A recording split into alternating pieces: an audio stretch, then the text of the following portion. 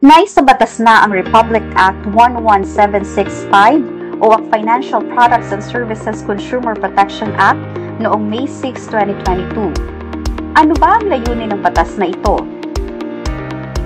Ito ay may layuning pangalagaan ang kapakanan at karapatan ng mga consumer ng lahat ng uri ng financial products and services na inaalok ng iba't ibang financial service providers.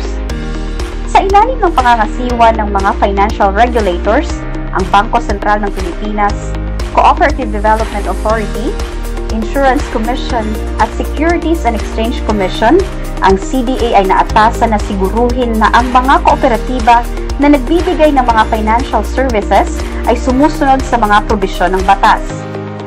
Ang Board of Directors at ang Senior Management ng kooperatiba ang pangunahing responsable sa pagsisiguro ng pagtupad sa mga probisyon ng batas.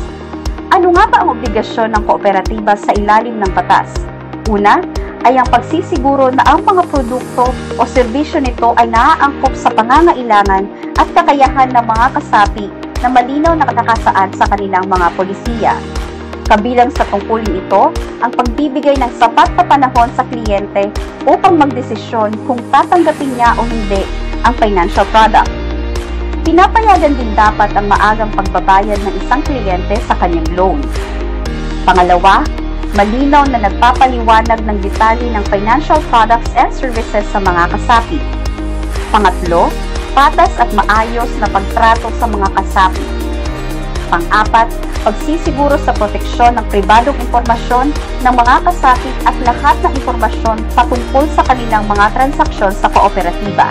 At ang panglima, pagbibigay ng mabilis at nararapat na aksyon sa hinaing at reklamo ng mga kasapi.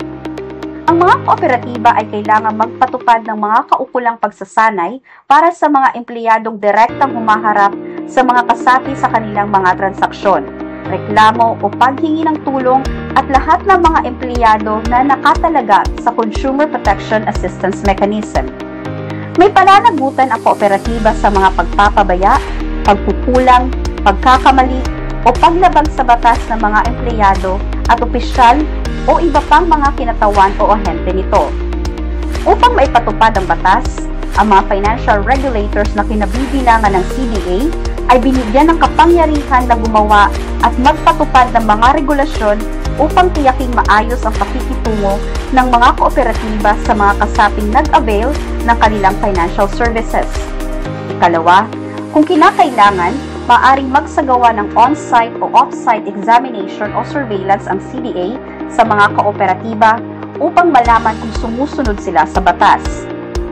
Ikatlo, ang CDA ay may kapangyarihan din na humingi ng reports o iba pang kailangan dokumento mula sa mga kooperatiba o ibang ahensya ng gobyerno. Ikaapat, ang CDA ay may kapangyarihang magpato ng karampatang sanksyon o parusa sa anumang paglabag sa probisyon ng batas. Ikalima, ang CDA ay kailangan magtalaga ng Consumer Assistance Mechanism upang matugunan ang mabilis at sa akmang paraan ng reklamo ng mga kasapi at kung hindi magkaroon ng amicable settlement sa pagitan ng mga kasapi at kooperatiba, ang kasapi ay pwedeng maghain ng reklamo sa CDA para sa adjudication upang magkaroon ng resolusyon ang reklamo.